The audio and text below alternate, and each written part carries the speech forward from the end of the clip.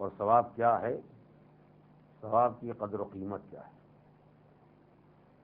ثواب اور عذاب دونوں در حقیقت ہماری فکر اور ہمارے تصور سے بالا تر حقیقت ہے۔ ہم لاکھ سوچنا چاہیں، غور کرنا چاہیں، لیکن نہ ثواب کے معنی سمجھ سکتے ہیں اور نہ عذاب کے معنی سمجھ سکتے ہیں۔ اور اسے نہ سمجھنے کا نتیجہ ہے کہ ہمارے دل میں نہ ثواب کا شوق پیدا ہوتا ہے نہ عذاب کا خوف پیدا ہوتا ہے۔ روایات معصومین کی روشنی میں جو بات سامنے آئی ہے وہ میں گزارش کر رہا ہوں، مگر اس صراحت اور وضاحت کے ساتھ کہ ان تمام روایات کے مفہوم نہ میں سمجھا ہوں نہ میں آپ کو سمجھا سکتا ہوں، اور اگر میں سمجھاؤں تو آپ بھی میری ہی طرح سمجھ نہیں سکتے۔ آپ غور کریں، اور یہاں نہیں اطمینان سے جا کے غور کریں، کل پرسوں 2-4 دن کے بعد اگر میرے سوال کا کوئی جواب آپ کے پاس ہو تو بتائیے گا۔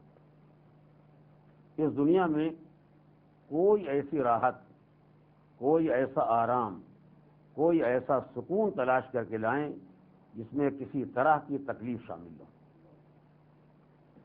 اور اس دنیا میں کوئی تکلیف سوچ کے لائیں جس میں کسی طرح کی راحت، کسی طرح کا آرام اور کسی طرح کا فائدہ شامل ہو۔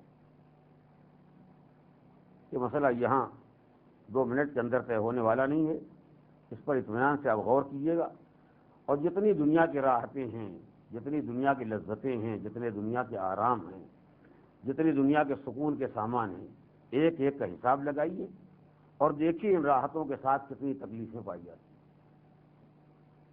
ہر آدمی دوسرے کے بارے میں سوچ رہا ہے وہ آرام میں ہے، خالی ہم پریشان ہیں۔ غریب یہ سوچتا پیسے والوں کا کیا کہنا، لیکن کیا کہنا یہ تو وہی جانتے ہیں کہ کیا کہنا۔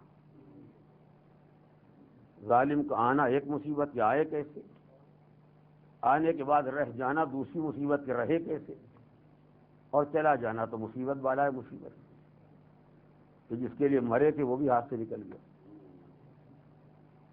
اولاد زینت الحیات الدنیا، قرآن مجید نے زینت قرار دیا ہے، مگر اس آرائش میں کتنے گل بوٹے پائے جاتے ہیں وہ صاحبان اولاد ہی جانتے ہیں۔ اولاد کا دنیا میں آنا، اولاد کا دنیا میں رہنا، اولاد کی تربیت اور خدا نہ کردہ چلا جانا، کون سا رخ ایسا ہے جو انسانی زندگی میں راحت کا ہے؟ اقتدار وہ اس سے بڑی مصیبت ہے، جو صاحبان اقتدار ہے وہ اس کی مصیبت کو جانتے ہیں۔ ہم چونکہ اس مرحلے تک پہنچے نہیں، لہذا ہم سمجھتے ہیں کہ ان کی زندگی میں آرام ہی آرام ہے، خالی پریشان ہم ہی ہیں۔ حالانکہ ہم غریبوں کو کیا، جہاں چاہیں فٹ پاتھ پہ جا کے سو جائیں، اور جب چاہیں بازار سے جا کے 2 روٹیاں خریدیں اور کھا لیں، سڑک کے پائپ سے پانی پی لیں، زندگی کا کوئی مسئلہ ہی نہیں۔ ان بیچاروں کے دل سے پوچھیے جو بڑے بڑے قصر شاہی میں بیٹھے ہوئے ہیں، ایک گلاس پانی کو محتاج ہیں، جب تک کوئی پلا نہ دے پی نہیں سکتے۔ اگر اقتدار اور ترقی کر جائے تو اور قیامت ہے، اپنی اولاد سے، اپنی زوجہ سے، اپنے گھر والوں سے ملنا چاہتے ہیں، دوسرا کو اجازت دے تو ملاقات کریں گے۔ اس کا نام بھی اقتدار ہے، اسی کا نام ہم نے راحت رکھا، اسی کا نام ہم نے آرام رکھا، اسی کے رشک میں ہم مرے جا رہے ہیں، مگر جو مبتلا ہیں وہی جانتے ہیں۔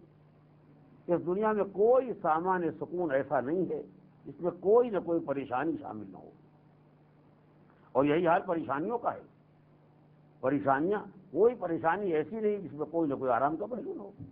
چلیے ہمارے پاس پیسے نہیں ہیں تو ہمیں کوئی پریشانی نہیں، ایک ہی پریشانی کے پیسے نہیں ہیں، لیکن 1000 طرح کا آرام ہے، نہ انکم ٹیکس کا جھگڑا، نہ چور کا خطرہ، نہ ڈاکو کا خطرہ، نہ کسی گولی مارنے والے کا خطرہ، نہ کسی لے جا کے کسی صحرا میں بند کر دینے والے کا خطرہ۔ کیا کہنا ہے سبحان اللہ۔ ایک غربت فقط ہے، لیکن غربت کے پیچھے کتنی سکون، کتنے آرام کے اسباب پائے جاتے ہیں۔ کیا کہنا ہے، یہ لوگوں کے گھر میں اولاد نہیں، اس میں کوئی شک نہیں، گھر بے چراغ ہے، لیکن بے چراغ ہونے میں انسانی زندگی میں کتنی راحتیں ہیں، اس سے بھی انکار نہیں کیا جا سکتا۔